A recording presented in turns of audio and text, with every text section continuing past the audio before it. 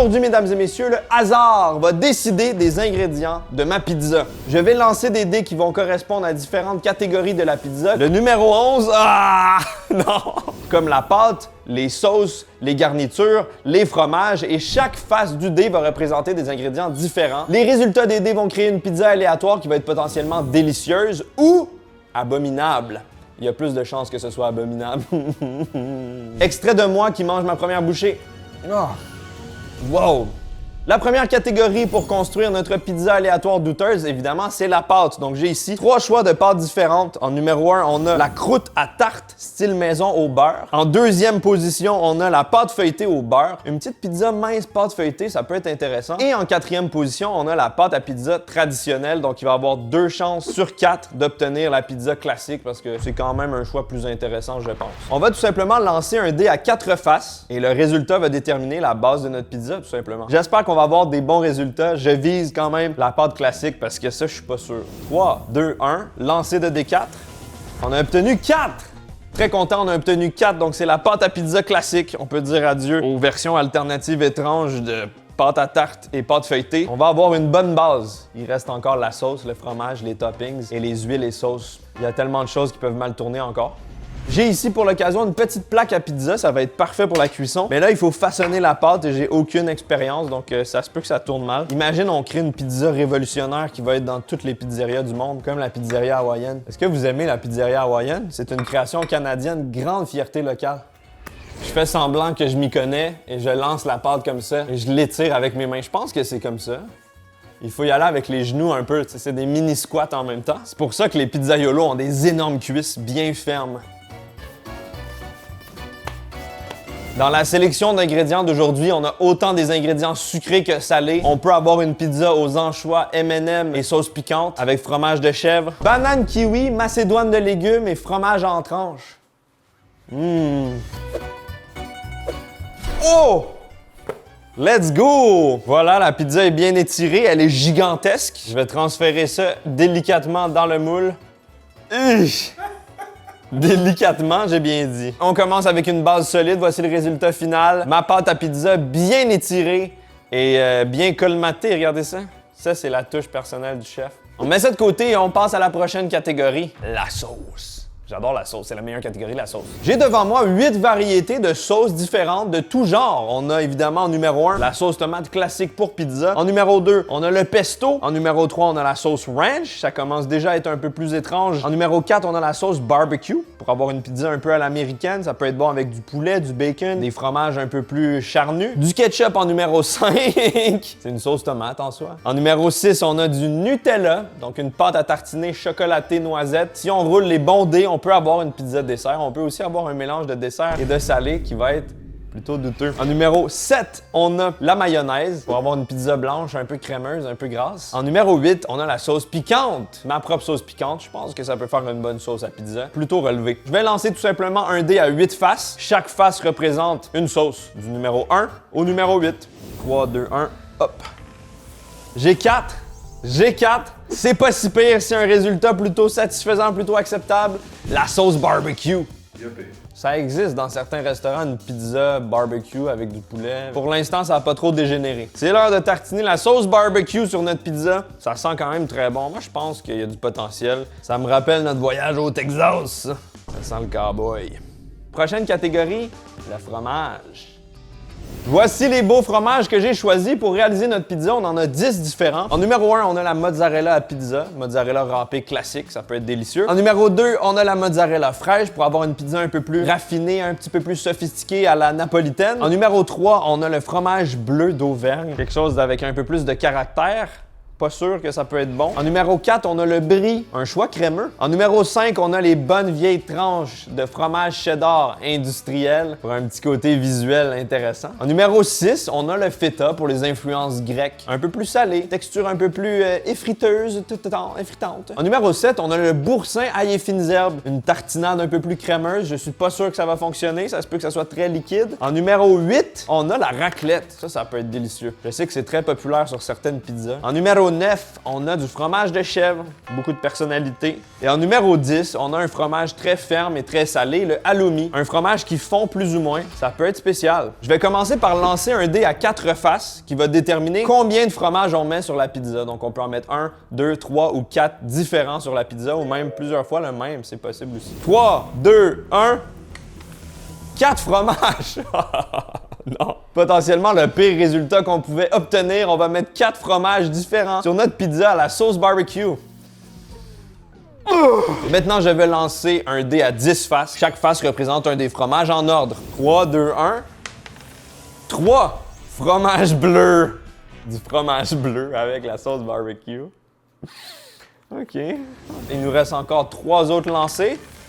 Un mozzarella pizza classique. Ça peut rajouter un peu de tonus à notre pizza. Ça va la rendre un peu plus légitime. Ça, je pense que c'est un excellent choix. Il nous reste encore 2 lancés.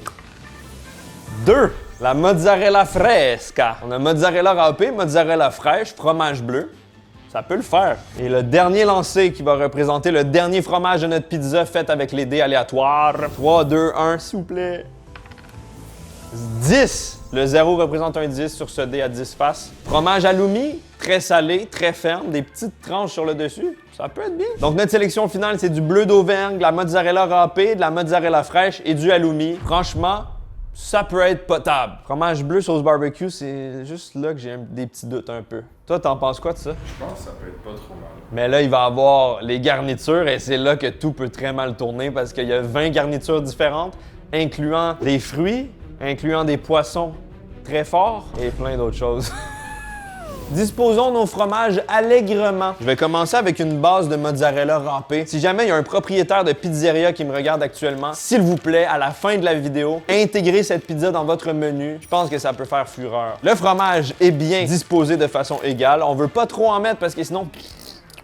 On n'aime pas les pizzas. On veut un équilibre. Ensuite, on va y aller avec la mozzarella fraîche. J'ai fait des belles petites tranches comme ça. Ça va être fromagé, mon chumé. Et on va venir rajouter des tranches de halloumi dans les espaces vides. Si c'est pas du savoir-faire de père en fils... Oh, le halloumi. Bon. Des petits éclats de fromage bleu un peu partout sur la pizza. Là, je vais en mettre vraiment beaucoup. C'est ce fromage qui va faire toute la différence. Pour l'instant, c'est quand même prometteur, hein? La gurke. C'est l'heure de choisir parmi les 20 garnitures.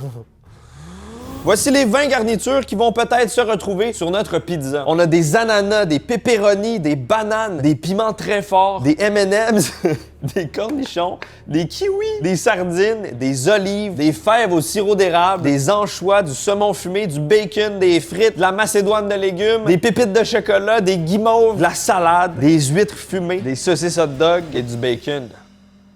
Et en plus, c'est moi qui ai fait la sélection. Je me suis dit que ça pouvait être drôle, tu sais. Ouais.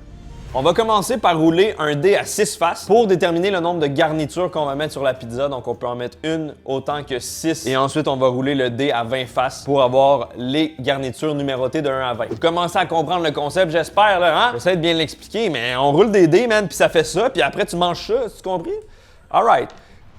D6, 3, 2, 1, 5. Ah! Non! Pas 5 garnitures. OK. Je roule le fameux dé à 20 faces. 2. Le numéro 2 correspond au pepperoni, une de mes garnitures préférées sur la pizza. Je suis très content. Ça, c'est excellent. Deuxième lancé sur 5. Oh shit. 16. Oh, tabarnak. Le 16, c'est un ingrédient délicieux. J'aime le consommer. Mais est-ce que ça va fonctionner avec les pepperonis, le fromage bleu, la sauce barbecue? Je sais pas. Il s'agit du saumon fumé en numéro 16. On le met de côté. Il nous reste encore 3 lancés. Le numéro 11, ah! Non! C'est la macédoine de légumes. Ça me tente pas. On a des petits pois, des carottes et des haricots. Avec saumon fumé, sauce barbecue, fromage bleu, pepperoni. Okay. Pour l'instant, on n'a rien de sucré. Donc déjà, c'est quand même bien. 4e lancé sur 5. 14. Ah, let's go! Le 14, c'est des olives noires. C'était dans les ingrédients que j'espérais avoir. Ça va fonctionner avec tout le reste. C'est salé. Pas pire. Dernier lancé sur 5. 10. Numéro 10, c'est des frites. Ça va. On a eu que des ingrédients salés, donc c'est quand même bien. Ça aurait pu être beaucoup pire, mieux pire, plus pire. Après l'assemblage et la cuisson de la pizza, il va rester une autre catégorie qui peut encore tout gâcher. Dans cette catégorie, il y a autant de l'huile piquante que du sirop au chocolat. Tous nos beaux ingrédients très cohérents et sensés sont disposés à côté de la pizza. C'est l'heure de faire la belle présentation, l'assemblage quasi final de notre œuvre d'art. Je vais commencer avec la macédoine de légumes. On a des petits cubes de carottes, des petits pois, des haricots, des oignons, des patates. C'est pas le genre de truc qu'on voit habituellement sur une pizza. Ça rajoute des légumes au moins, tu sais, quelques petits nutriments. Des petites olives noires. Ça, j'aime beaucoup ça, moi, sur les pizzas quand même. Ensuite, on va y aller avec le saumon fumé. C'est quand même des belles tranches. Je vais les déchirer comme ça, on va avoir des petits morceaux un peu partout. Je m'applique quand même dans cette pizza et je réalise que c'est très agréable de faire de la pizza maison. Je pense que ça devrait être une tradition que je fais plus souvent. Surtout avec des dés, ça rajoute une excitation à la vie. Ça serait cool que je vive une journée complète déterminée par des dés. Est-ce que je me lave ou pas? On rajoute une couche de pepperons là-dessus. Touche finale, des belles frites. Il paraît qu'au Japon et en Algérie, je pense, mettre des frites sur de la pizza, c'est une vraie tradition. Il y a des gens qui font ça premier degré. Voilà la pizza pré-cuisson, visuellement quand même belle. Je l'aime parce que c'est un peu symétrique, c'est plaisant pour mon cerveau. On met ça au four et ensuite, une fois que c'est cuit, on va faire la dernière étape qui va potentiellement ruiner cette œuvre d'art. Voici à quoi ressemble la pizza. Pour l'instant, on aperçoit les frites sur le dessus bien croustillantes, le saumon fumé qui a été cuit, les pepperonis un peu croustillants, la pâte tout autour, la croûte, regardez comme c'est doré. Même s'il y a beaucoup d'ingrédients bizarres sur cette pizza, je suis quand même très surpris de son apparence, mais c'est quand même populaire d'ajouter des choses après la cuisson sur des pizzas. Et là, ici, j'en ai 10 devant moi. En numéro 1, on a de l'huile épicée. En numéro 2, on a de l'huile de truffe. En numéro 3, on a une réduction balsamique, plutôt classique. En numéro 4, on a de la mayonnaise pour ajouter un petit côté gras qui nous manque actuellement. En numéro 5, on a la sauce ranch. Je sais que pour certains, c'est un crime, mais moi, j'adore la sauce ranch avec la pizza. En numéro 6, là, ça se gâte un peu. On a un sirop au chocolat. On n'a rien eu de sucré pour l'instant. Là, on pourrait rajouter un petit sirop chocolaté pour bien ruiner le tout. En numéro 7, on a ma sauce piquante agrumée, délicieuse. En numéro 8, on a du wasabi pour relever le tout, rajouter un côté désagréable à la pizza, pourquoi pas. En numéro 9, on a du miel. Ça peut être un classique, hein, chèvre-miel. On voit ça dans certaines pizzas pour rajouter un côté sucré-salé. Et en numéro 10, on a de l'huile de sésame, rajouter un aspect asiatique à notre pizza. Comme avec les fromages au début, on va lancer un dé à 4 faces pour savoir le nombre de condiments qu'on va rajouter sur notre pizza. 3, 2, 1. 3! Ah, ok. Ça va être assaisonné à souhait, je pense. Tant que j'ai pas le chocolat, ça me convient, honnêtement. Et là, on va lancer un dé à 10 faces. 5.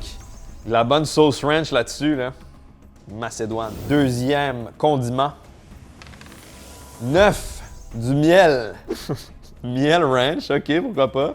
Pour l'instant, c'est comestible. Et le dernier lancé, mesdames et messieurs, le condiment ultime qui va potentiellement ruiner ou améliorer notre pizza, qui est également accessoirement une œuvre d'art. Let's go, 3, 2, 1. Numéro 7, c'est ma sauce piquante sur le dessus de cette pizza. On pourrait quasiment croire que c'est arrangé et que c'est une publicité, mais non. J'ai vraiment roulé un set, donc on va avoir sauce ranch, miel, sauce piquante. Let's go! Vous me connaissez, je suis toujours généreux avec la sauce. Je vais maintenir cette tradition. Hell yeah, brother. C'est beau, non? Un beau petit filet blanc décoratif. On y va avec le miel, même technique. Vous voyez tout l'amour que j'infuse dans cette pizza? Je m'investis. Si vous voulez vous procurer cette magnifique sauce que j'ai fait avec mon papa, sauce piquante à base de kumquat, de piment habanero et de plein de bons ingrédients délicieux, le lien est dans la description. C'est disponible en France, en Europe et également au Québec. C'est quand même piquant, mais pas trop, donc comme ça. Et voilà! Carl est scandalisé. Voici le résultat final de la pizza grandiose qui a été construite seulement avec le hasard. À l'intérieur, on a une pâte à pizza traditionnelle avec sauce barbecue, fromage bleu, mozzarella fraîche, halloumi, saumon fumé, olive, pepperoni, macédoine de légumes, frites, sauce ranch, miel et sauce piquante. Évidemment, je veux goûter tout, donc il faut faire la pointe parfaite comme ça. Oh, le fromage qui s'étire, oh, ça va se défaire. Il y a tellement d'ingrédients que ça se tient pas très bien ensemble. Ça, c'est quoi? Des carottes. Ah, ça me tente pas des carottes là-dedans. C'est l'heure d'y goûter et de faire le verdict sur cette création. Bon appétit! Est-ce que le hasard a été clément?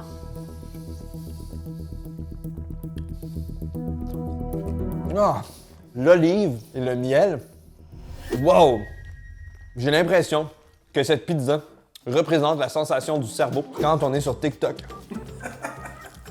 C'est très, très stimulant pour le cerveau. Je suis débordé de sensations et de saveurs. Il y a énormément de fromage. J'ai pas senti de fromage bleu. Il me faut une autre bouchée. Il me faut au moins 3-4 bouchées, voire même manger la pointe au complet pour bien comprendre ce qui se passe. Oh, le bleu. Ouh! Ouais. Ah, le saumon. Premièrement, je dois continuer d'analyser, mais si j'arrive à en manger plusieurs bouchées, c'est bon signe. C'est pas dégoûtant. C'est particulier. Il y a tellement d'ingrédients qu'on n'arrive pas à goûter la sauce barbecue. Le fromage est ultra présent. Le saumon fumé aussi prend le dessus surtout. Et le miel et la sauce ranch. On sent pas trop ma sauce piquante, j'aurais dû en mettre plus. Il y a un côté que j'adore, c'est la texture du fromage. Je pense que c'est les tranches de halloumi qui rajoutent une belle consistance un peu rebondissante du fromage. Un trampoline fromagé. Ah, le bleu. Le bleu n'a pas sa place dans cette pizza. Pour moi, cette pizza, c'est exactement comme un French tacos version pizza. Il y a des choses qui ne vont pas ensemble, mais c'est gras et ça rentre au poste quand même. Évidemment, je m'engage à manger toute cette pizza. Hein. On va pas gaspiller. Ah ouais. Ben, on s'engage. Ah, ok, c'est ça. Bon appétit! C'est pas moi, c'est le hasard. C'est pas de ma faute. C'est les dés. En vrai, j'ai goûté beaucoup la sauce ranch. Je la trouve assez prédominante dans la pizza, mais c'est pas choquant. Non? J'ai pas goûté tant que ça la sauce piquante. Le côté un peu agrume, mais pas le piquant. En plus, la pâte est vraiment bonne. À ce Ouais. niveau-là, je suis très surpris. On dirait une pizza de resto, mais comme. Ouais. Parce que t'as appelé à la pizzeria pour te demander la recette la plus imbécile qui soit.